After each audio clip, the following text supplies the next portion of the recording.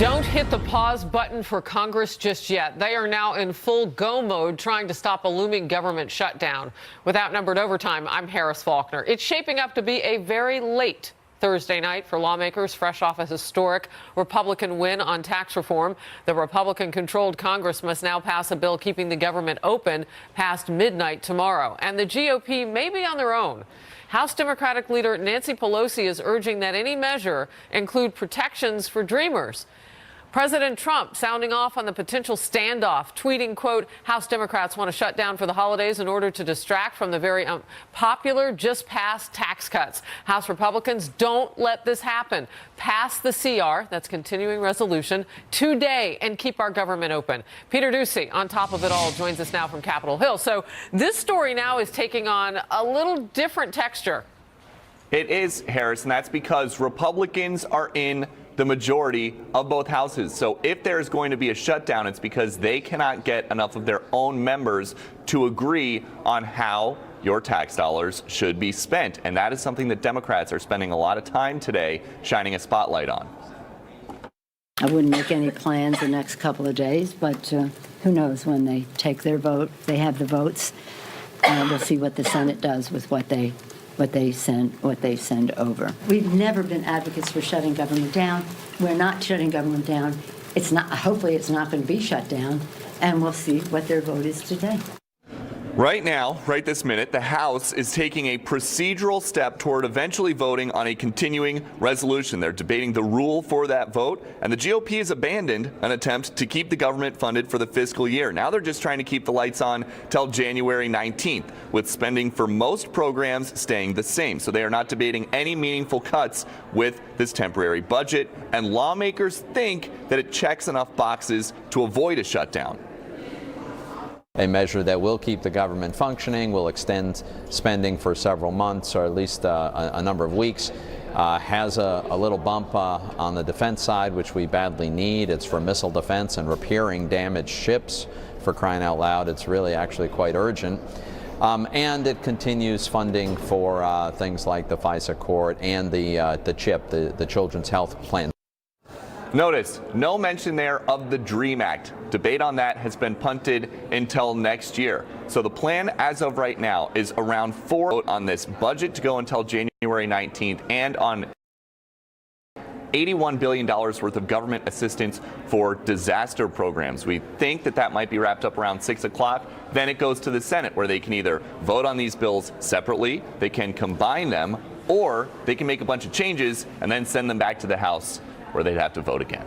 So it's going to be a really late night. All right, Harris. I'm taking some notes there, Peter, as you're giving us some pointed times there, 4:30 p.m. Eastern for that House vote. Thank you very much. So obviously it's crunch time for Congress as they race to get a temporary spending bill in place before they break for the holidays. Let's bring in Republican Congressman Leonard Lance of New Jersey. Congressman, good to see you on this Friday Eve.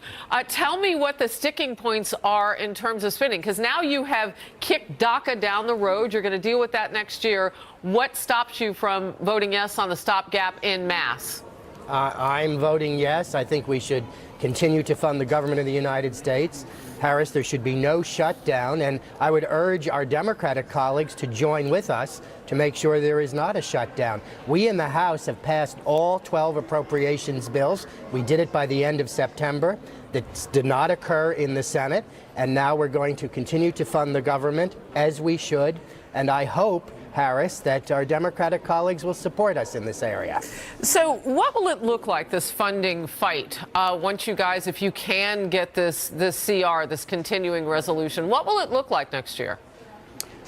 We have to come back in January to continue to fund the government for the rest of the fiscal year, Harris. That's until September 30th. And we will address the DACA issue, and I'm sure we will address it by the first week in March.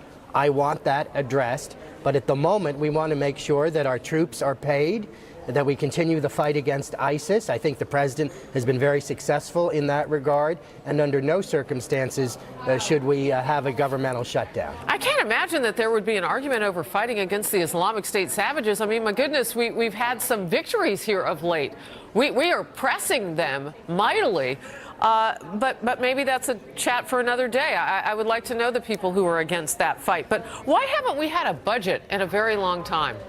I blame the Senate of the United States, Harris. We have passed the 12 appropriations bills in the House under the leadership of a colleague of mine from New Jersey, Rodney Frelinghuysen, the chairman of the Appropriations Committee. Unfortunately, in the Senate, it takes 60 votes to move legislation forward because of the filibuster, and that is the reason that we have not appropriated funds for the complete year as the House has done. We have completed our work, and we will continue with that today in passing this continuing resolution.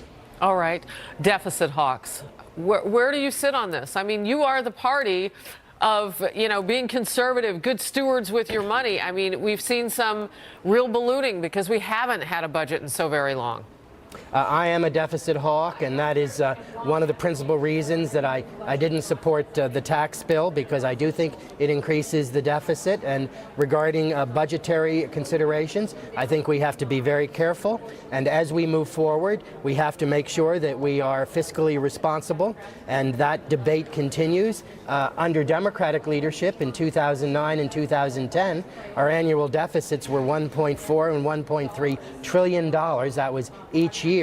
With Republicans in control, that has gone down, but we have to be vigilant, and I wish to continue to be vigilant. I imagine in parts of America, people may have leaned in when you just reminded everybody that you were on that list of 12 Republicans in the House who voted no on the recent tax cuts that are now headed for the president's desk.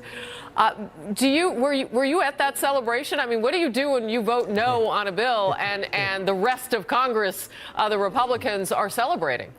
I think there are many components of the bill that I favor. For example, doubling the standard deduction, but I was concerned about the SALT issue. I think that states should have the ability to deduct local property taxes and the state income tax. And also, I am a fiscal hawk, and I don't want to see the budget deficit increase. However, I'm pleased that certain companies in America this morning have indicated that they will invest in America. Yes. Comcast has suggested on broadband, for example, and giving employees at least $1,000. I think these are good aspects, and I hope moving forward that we can be fiscally responsible. The Republican Party, Harris, should be the party of fiscal responsibility. That has always been the way I have conducted myself, and I hope we will continue to do that. Well, sure. It's also the party that most people think of with tax cuts. So going forward, the two go hand in hand sometimes, and the president is reminding everybody this might be one of those times, and to tout that. I'm just curious, because you have a battle on your hands right now with the keeping the government open and kicking things down the road to January 19th. And it gives you a little momentum for tax reform. So when you said you didn't vote for it, I just wanted to press in a bit. Your thought? My thoughts are that we should continue to work on the budget, and under no circumstances should our Democratic colleagues vote in any way, shape, or form to shut government down. I hope they vote with us today, Harris. I intend to vote yes. I want to make sure governmental funding continues, particularly paying our troops in the field as we approach the Christmas holiday. After all, Harris, our young men and women are fighting for us abroad. As we celebrate Christmas here at home, the least we can do is fund the government. As a former military brat, I know exactly what you're talking about. Before I let you go, though, just real quickly, what will 4:30 p.m. look like? Because you have bicameral majority, but it matters most in the House on this issue because you don't need anything more than that. So what does 4:30 look like? Are you in jeopardy of not passing this in the House at all? I believe our leadership is working very hard, and I believe by the end of the day the House will have passed a continuing resolution. It will go to the Senate, and I hope the Senate passes one as quickly as possible. And I want to assure your viewers that I expect that government will continue and that our troops will be paid for Christmas. Amen to that. Representative Lance of New Jersey, good to see you. Merry Christmas to you. Oh, we said it at the same time. I love that. Take care. Thank you. For more, let's bring in the anchor of Fox News Sunday, Chris Wallace, on all of this. So, Chris, this is a different type of tone. This is not the optimism that Republicans had going into the Tax Cuts Jobs Act vote this week. Why is it different?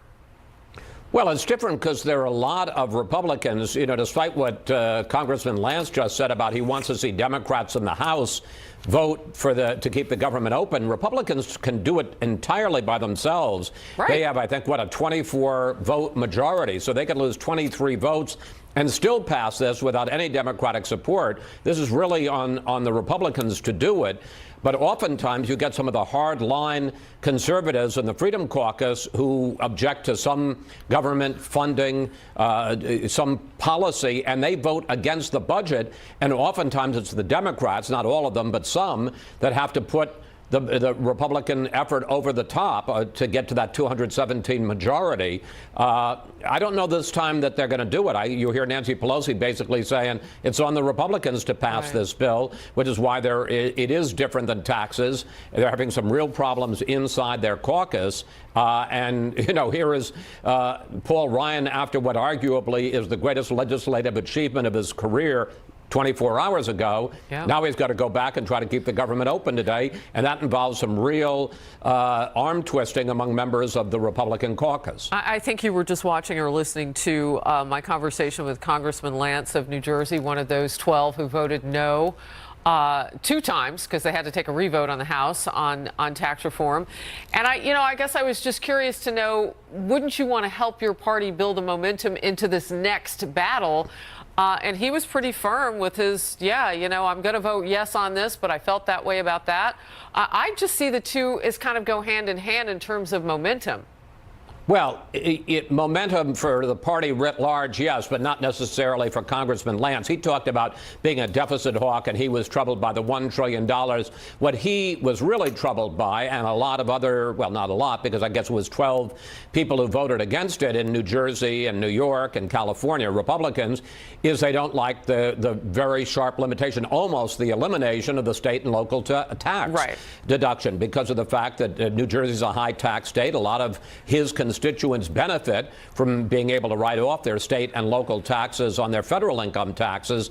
And, I'm sure he's looking at re-election next year in 2018 and thinking this could be a problem for me against a Democrat or another Republican if I vote for doing away with that deduction. Well, and I think most Americans know that all this is baked in. When they caucus and they find out who's going to vote how, they're not going to let this thing go down on one of those votes. So they knew they only had potentially less than 14 or so because there were 20 of them when they voted for this to go through reconciliation. So if they could just chop that number down a little bit, that's what they were working on. Chris, what about this? If we see a government shutdown, who wears that jersey? Say that one more time. Who wears the jersey of government shutdown? Well, you can argue it both ways, and part of it depends on how the vote were to turn out. Let me just say, first of all, you're exactly right in terms of momentum.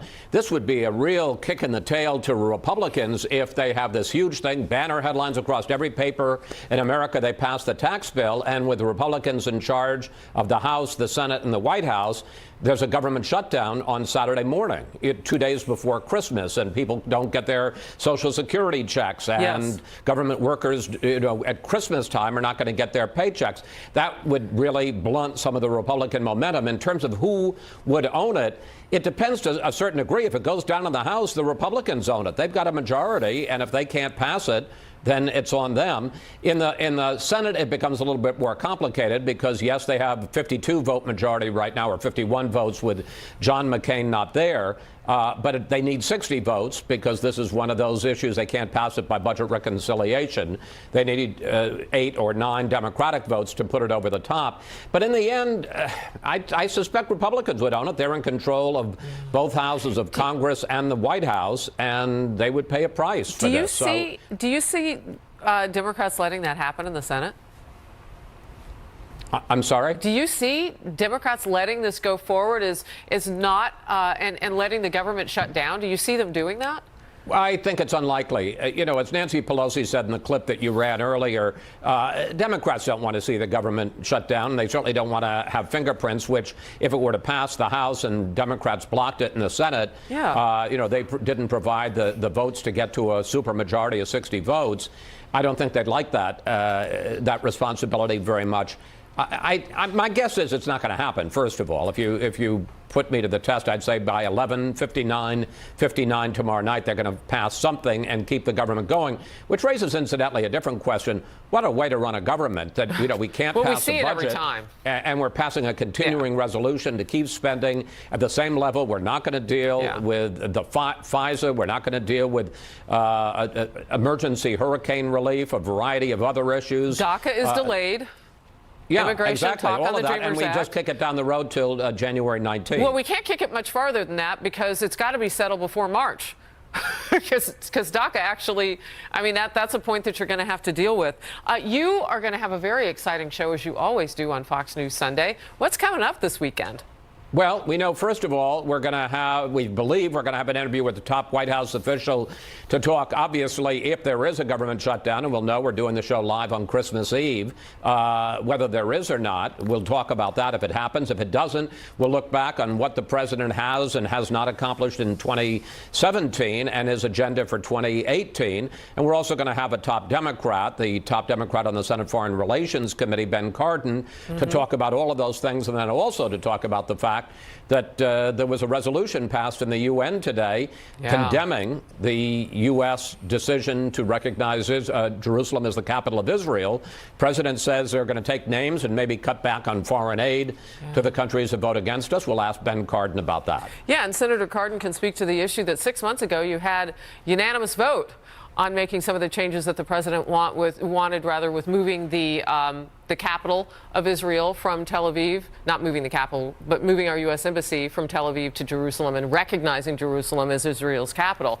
So that's been something that they have voted on already on Capitol Hill and seem to be in agreement.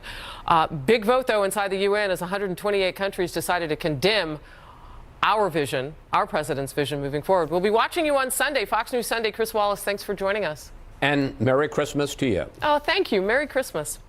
We need to say it at the same time, though. I liked it when you and the congressman did that. The congressman and I were able to. We didn't even game that. Okay, let's go. 3, 2, 1. Merry Christmas. All right, there we go. Boy, it's Friday Eve, isn't it? Thank you. Bye. So Chris and I were just talking about that UN vote today condemning the United States over its decision to officially recognize Jerusalem as the capital of Israel and move our embassy there from Tel Aviv. We'll get reaction from Israel's ambassador to that world body. And Justice Department prosecutors are reportedly asking FBI agents for more information on the Obama-era Uranium One deal that went down when Hillary Clinton was Secretary of State. Stay close. I would say it's the same baloney they've been peddling for years, and there's been no credible evidence by anyone. In fact, it's been debunked repeatedly and will continue to be debunked.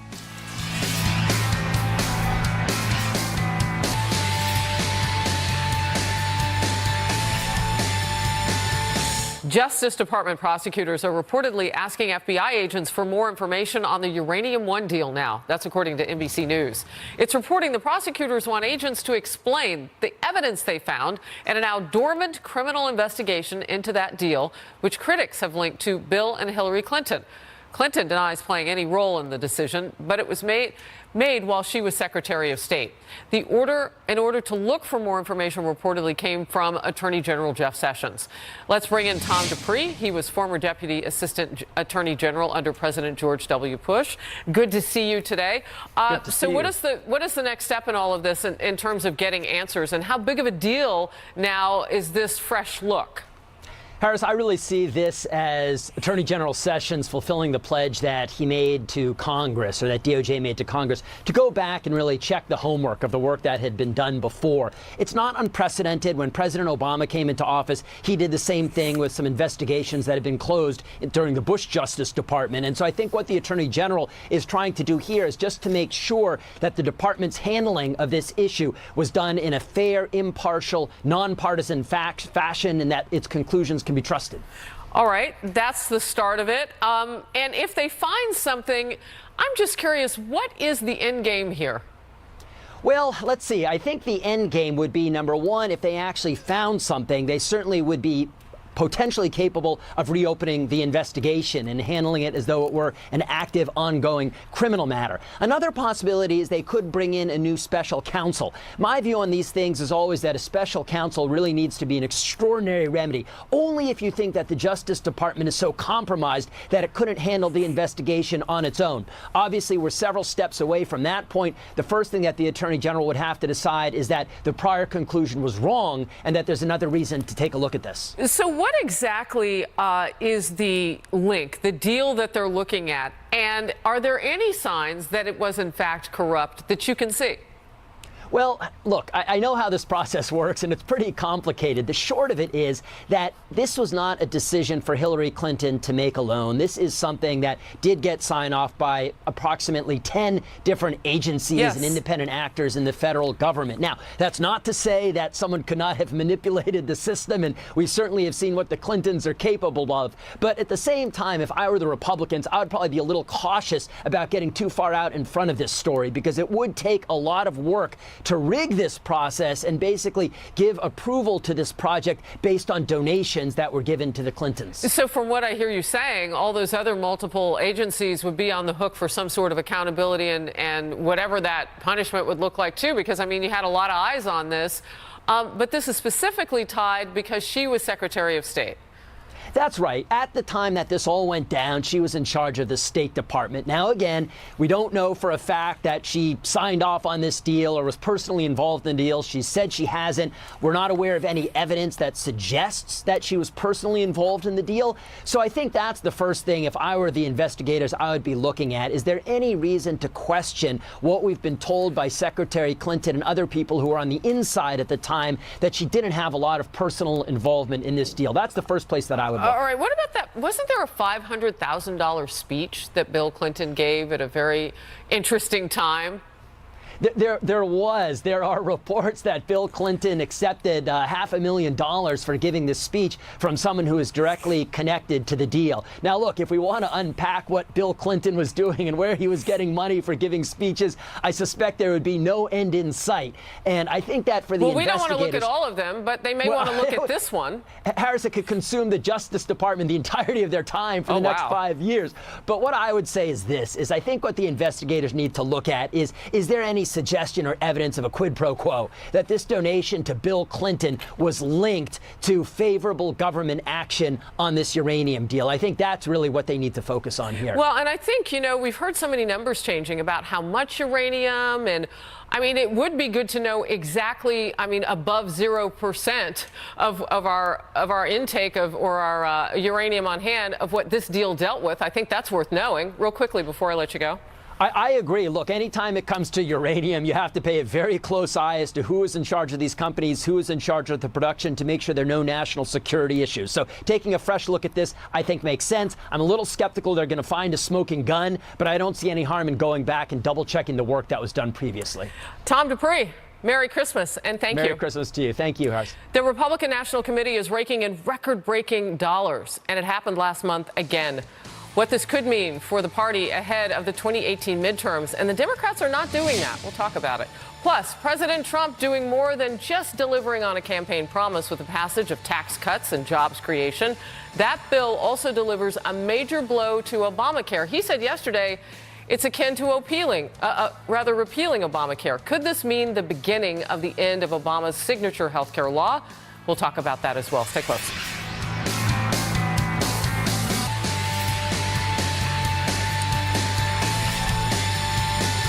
I don't know if you caught it. President Trump going beyond delivering on one key campaign promise. With the passage of sweeping tax reform legislation, the Republican bill also delivers a major blow to Obamacare by repealing the individual mandate that requires all Americans to buy health insurance. President Trump touted the accomplishment at the White House yesterday. Watch for yourself.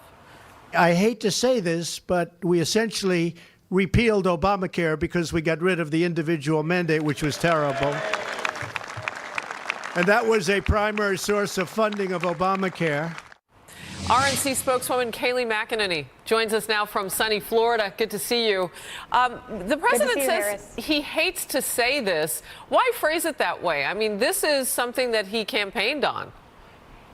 I think he says, he hates to say it because Democrats are going to be quite upset at the unraveling of what has been a nightmare for the American people. He realizes Chuck and Nancy have fought very hard to keep Obamacare, this nightmare, this scourge upon the American public. But with what President Trump did yesterday, with the help of congressional Republicans, the Obamacare nightmare is coming to a close. And, in terms of the phrasing of it, and Republicans having to go out and sell this tax legislation, it is interesting because now they have some language that is more commensurate with what they could not get done earlier in the fall, and that was outright repeal Obamacare. That's right. But what we've seen, Harris, is a slow repeal of Obamacare from Republicans via President Trump with his executive order that doesn't allow lucrative payouts to insurance companies. President Trump issuing another executive order that allows short-term health care plans for Americans who are between jobs. It's been the slow repeal of this, and this is a big blow to Obamacare, the individual mandate. And now, as of Tuesday, Senate Republicans got behind closed doors, and they're back at it, coming up with an effort to replace this with something that's good for the American people. Yeah, I wanted to ask you, sometimes when you take it apart like this, and you're right to point out that there have been other kind of 1, 2, 3 steps that were previous to this mandate, but this is huge because you now, in addition to the subsidies that the president was wanting to put a stop to, you're taking the funding away from the Affordable Care Act, and so you've got to have something behind it. Talk with me about what you know is happening. You mentioned that one closed-door meeting, but what is the timetable on this?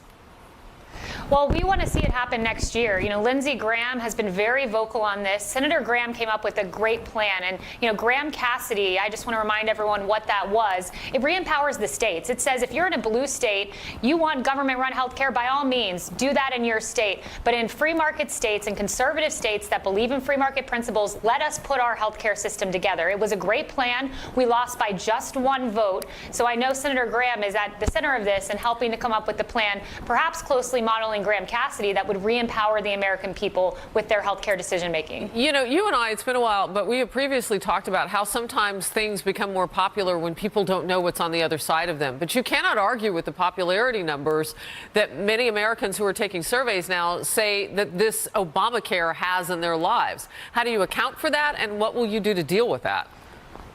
So Obamacare, it's a great question. Obamacare has been around for, almost a decade, a little less than that. And it took nearly that long for it to just barely hit 50% support. But when you tear this apart and the individual components of it, the individual mandate, by the way, which was just repealed, that has 2/3 of Americans saying, we want this gone. We don't want a healthcare system that barely 50% think is good for them. We want a healthcare system that works for all, where we get 70, 80% of Americans who are happy. And Republicans think we can find that plan. Obamacare is not the solution. Democrats were deaf to, first, all of the outcry once people realized that Obamacare was not working. They were tone deaf to it. And they paid a heavy price for that because many of them lost their state house seats. They lost seats on Capitol Hill because they didn't hear what the American public was saying about what was not working in their lives as far as the Obamacare, the Affordable Care Act, AKA. So Republicans run the risk, though, they've got to listen to this outcry a little bit because people are so worried. That's right. That's a very important point. We have to listen to what the American people tell us. And Harris, I traveled the country. I talked to many people, sat across from people who were victims of Obamacare. I talked to a mom who had to sell her son's ATV. He's a veteran overseas, an active duty serviceman, I should say, overseas, had to sell his belongings, empty her 401k to afford her health care. Another father whose son lost access to pain medicine because of insurance regulations. These stories are out there, and Democrats can ignore them, but the Republican Party needs to listen to them, be responsive to them, and come up with a system that is more popular than Obamacare. That's 80-90% approval rating among the American people. But that means listening, like you said. Well, you're bringing that news that they are already meeting behind closed doors about this because they know they've got to hit it hard in the first part of the year. I mean, that will actually feather out and be good news for people who have concerns today. Let's talk about where you are really winning, and that is fundraising for the RNC. And in fact, we've been reporting the DNC is in trouble if they don't wake up to this. In a non-election year, a record of $8.2 million in November alone. Talk to me about the fundraising and where you think you're headed in 2018. That's right. You point that out in November alone, $8.2 million. That's $2.5 million more than Democrats raised. But let's step back and take a big macro view of where we're at. We have raised this year $122 million, double what our DNC counterparts have raised. That's the most ever in a non-election year. And it's because of President Trump, the enthusiasm behind his agenda, and our chairwoman, Rhoda McDaniel, who has crisscrossed this country making this happen. The two of them they're a great pair, and it's an exciting time to be a Republican because our coffers are full for 2018. All right, Kayleigh McEnany, I've been saying at this hour, Merry Christmas, because I won't see you before the end of the year. Thank you very much, and we'll see where this takes us. Moving on. Merry Christmas, Harris. Thank you. The UN General Assembly rebuked and it happened last hour during Outnumbered. We're going to cover it now. We've got an ambassador on board. That body voted to condemn President Trump's decision on Jerusalem and what the capital should be. We recognize Jerusalem, the capital of Israel now.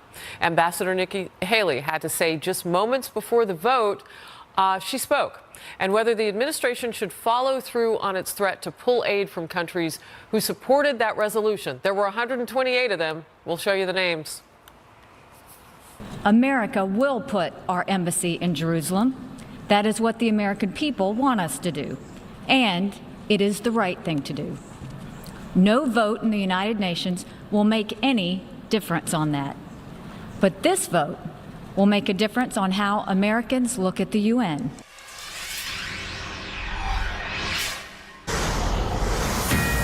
The United States will remember this day in which it was singled out for attack in the General Assembly for the very act of exercising our right as a sovereign nation. We will remember it when we are called upon to once again make the world's largest contribution to the United Nations. And we will remember it when so many countries come calling on us, as they so often do, to pay even more and to use our influence for their benefit. That was U.S. Ambassador Nikki Haley speaking moments before the United Nations General Assembly voted overwhelmingly to condemn President Trump's decision recognizing Jerusalem as the capital of Israel. The UN rebuked the U.S. during a rare emergency session after the U.S. vetoed a similar motion at the Security Council on Monday. The measure stopped short of calling out President Trump by name, but it does convey, quote, deep regret over recent decisions on Jerusalem. Nikki Haley vowed that the U.S. would be watching the vote and, quote, taking names. President Trump echoed that sentiment. I like the message that Nikki sent yesterday at the United Nations for all of these nations that take our money and then they vote against us at the Security Council, or they vote against us potentially at the Assembly. They take hundreds of millions of dollars and even billions of dollars, and then they vote against us. Well, we're watching those votes. Let them vote against us. We'll save a lot. We don't care.